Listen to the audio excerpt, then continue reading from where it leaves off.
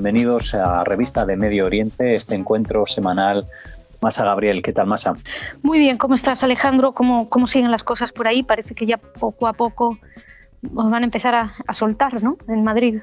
Poco a poco, en Madrid va algo más despacio, dada la situación y cómo se complicó aquí el asunto con el coronavirus, pero seguimos todavía esperando resultados, así que de momento vamos con mascarilla obligatoria desde el día de hoy en espacios públicos. Eso es una novedad en España y bueno, otras medidas que van desescalando, como se está viniendo a llamar, en diferentes comunidades.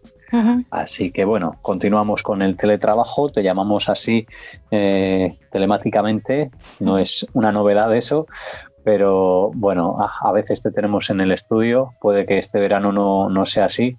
Así que, bueno, igualmente vamos a hablar de medios de comunicación y queremos que nos cuentes lo que te ha llamado la atención esta semana para destacarlo aquí en Revista de Medio Oriente.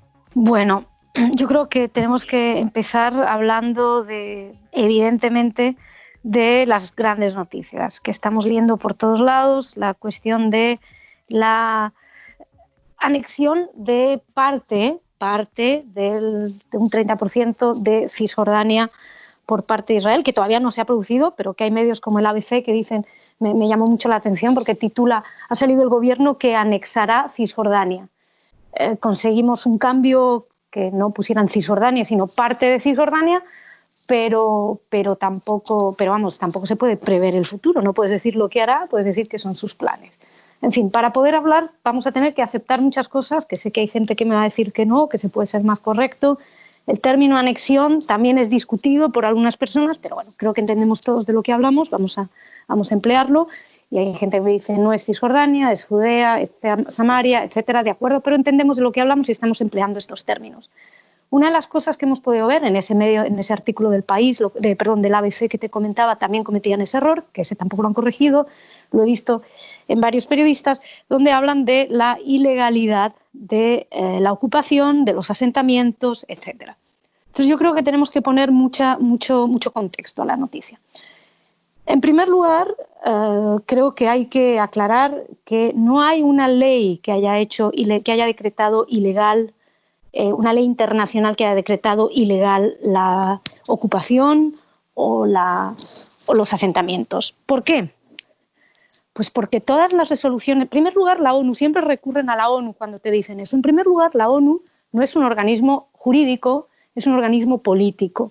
Imagínate si la ONU fuera a decretar todas las leyes, nadie sería parte de la ONU porque estás expuesto pues, a las alternancias políticas. Basta ver quiénes son los comités de los derechos humanos, qué países están, para entender que en ese sentido esto es una farsa. Aparte de que la ONU, a través de la UNRWA, es un actor principal. Pero bueno, está el Consejo de Seguridad, que supuestamente sí emite resoluciones vinculantes. Y a eso se aferran muchos de los periodistas cuando responden, cuando les dices que no ha habido ninguna ley y te hablan de la 2334 de la ONU, que efectivamente la 2334 decretaba ilegales los asentamientos y es del Consejo de Seguridad de Naciones Unidas. Lo que pasa es que sigue sin ser vinculante, porque se aprueba bajo el capítulo 6. Para que sea vinculante, yo sé que esto es muy complejo y muchos de los periodistas se han entusiasmado con esa resolución porque creen que viene a ser una ley internacional y que decreta ilegal la ocupación, los asentamientos. Y lamentablemente no es así. Bueno, lamentablemente no sé por qué lo digo, pero digo, lamentablemente no es tan sencillo. La ley es mucho más compleja, no existe una ley. En primer lugar, esa resolución no es vinculante, con lo cual no se pueden aferrar a ella, porque aunque he tenido este debate con una periodista en el pasado, que me decía que lo del capítulo 6 o 7 no tiene nada que ver, sí, vayan y lean cómo funciona la ONU, efectivamente para que sea vinculante tiene que ser pasada bajo el capítulo 7, y eso no fue. Y por otro lado, insistimos, la ONU es un organismo político. ¿Qué ocurre? Que hay otras resoluciones que sí son vinculantes. ¿Por qué? Y sí son, digamos, ley internacional. ¿Y por qué? Porque han sido aprobadas por las partes, que es la esencia de todo esto. Ya hablamos, por ejemplo, de la 242 de la ONU, en la que se sustentan los acuerdos de Oslo. Y en ningún momento la 242 especifica cuáles son las fronteras. Y esto es clave para entenderlo. El ministro de Exteriores, bueno, no es ministro de Exteriores, ahora es de la Unión Europea, Josep Borrell, hablaba de los territorios palestinos en una felicitación al nuevo gobierno, pero también hay, y de fronteras, ¿no? De volver a las fronteras del 67. Hay que insistir, no son fronteras.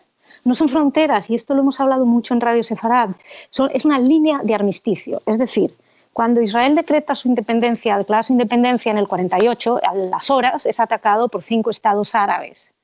Y ahí hay una guerra.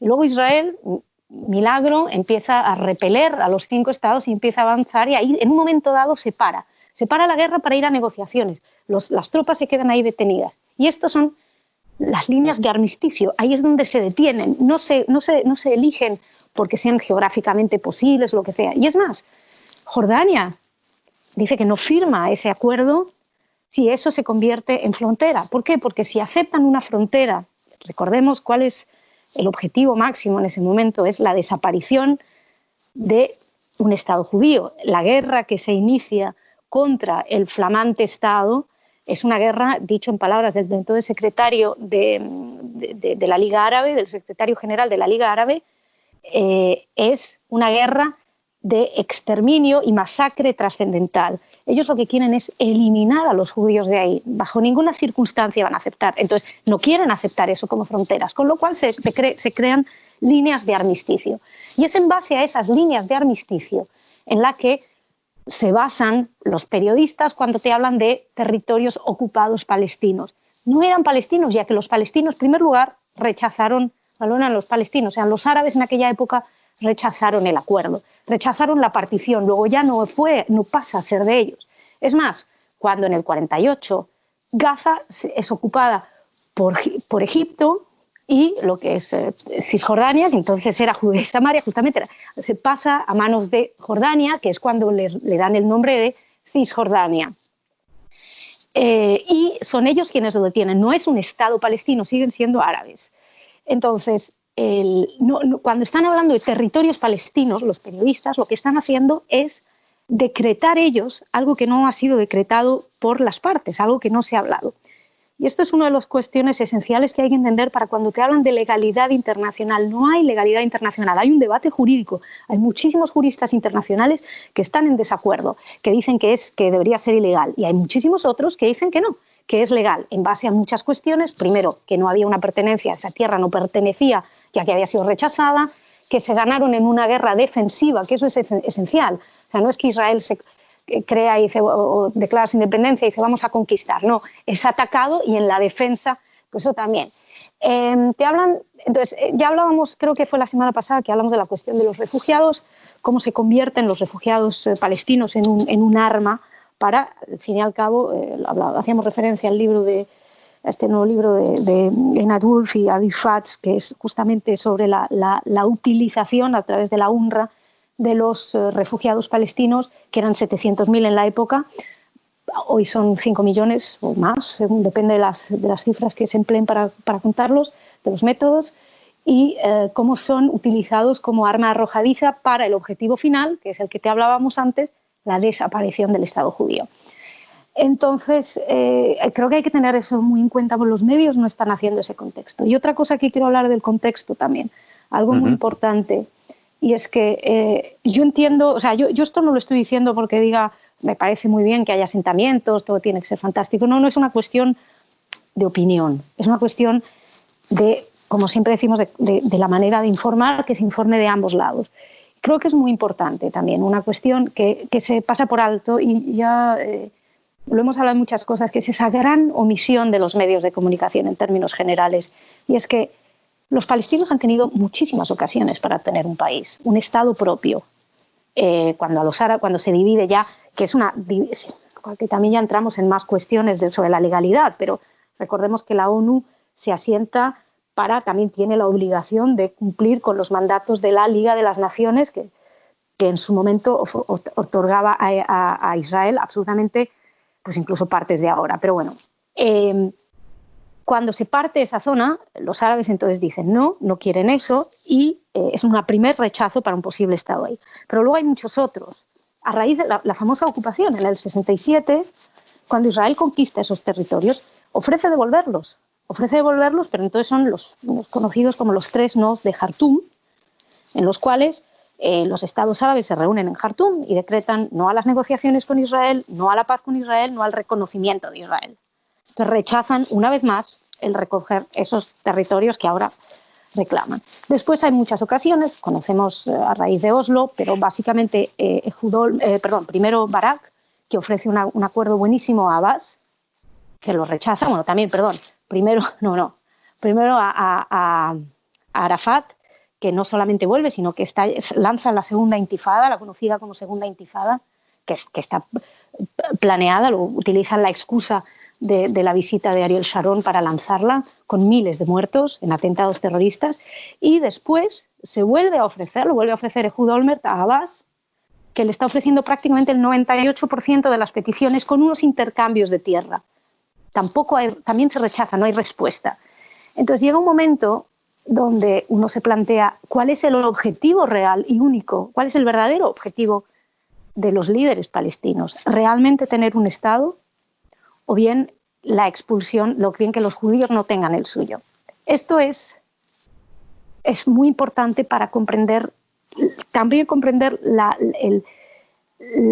las preocupaciones de los israelíes, algo de lo que hemos comentado muchas veces, a las que jamás el lector medio español tiene acceso, porque de lo único que se nos habla es de atropellos de la parte israelí. Se inventan leyes internacionales, pero nunca te hablan de la amenaza que se cierne sobre ellos.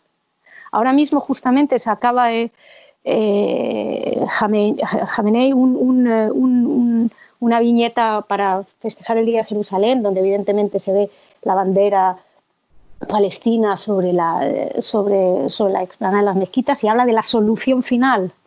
Ahora impone una solución final. Es decir, la amenaza sobre Israel no es solamente tener un vecino pacífico que quiere un Estado pacífico. Estamos hablando de voluntad de aniquilación. Estamos hablando, y lo hablamos la semana pasada con el tema de los refugiados, de querer que el judío vuelva a ser una minoría en su propio Estado. Todos sabemos lo que ocurre cuando los judíos son minorías en los Estados, especialmente en un Estado árabe. No creo que sea lo más recomendable a un pueblo que ha conseguido después de miles de años volver a su tierra ancestral y lograr su autodeterminación en la tierra ancestral, que evidentemente habrá que llegar a algún tipo de acuerdo, pero creo que los periodistas no deben ser quienes opinen y quienes impongan esa solución. Igual que la Unión Europea no puede imponer fronteras, cada vez que un periodista te habla que es un Estado, son las tierras ocupadas palestinas o territorios palestinos ocupados, está ejerciendo una decisión, digamos, política activista, está determinando a quién le tienen que ser dados esos territorios, cuando las partes aún no lo han determinado entre sí. Y ese es el tema. Entonces yo creo que era muy importante poner un poquito en antecedentes o poner este contexto, ya que muchas de las informaciones nos llegan cojas, o nos llegan tuertas, o nos llegan a medias. Pues para eso esta revista de Medio Oriente, para que puedas expresar estos asuntos que compartes con los oyentes en Radio Sefarad. Esta ha sido la primera parte del programa, que no sé si extiendes con algún tema más o quieres cerrar. Mira, vamos a dejarlo aquí. Quería mencionar simplemente un par de cosas que me ha llamado la atención. En el diario El Mundo, una cineasta italiana, Anna Migliotto, habría dicho que hoy Ana Frank es Greta Thunberg, y me parece una banalización y una superficialidad impresionante, pero especialmente teniendo en cuenta que esa declaración es porque ella ha hecho un documental sobre una superviviente del Holocausto y está hablando del Holocausto, con lo cual no entiendo muy bien si realmente lo ha dicho, ha sido una mala citación o no sé. Hemos escrito personalmente por Twitter, esperando a tener respuesta de si realmente dijo eso, porque en ese caso, pues francamente, es una barbaridad, y comparar a Greta Thunberg con Ana Frank no hay por dónde sostenerlo. Y luego también comentarios antisionistas, antisemitas en el fondo en Internet que hay,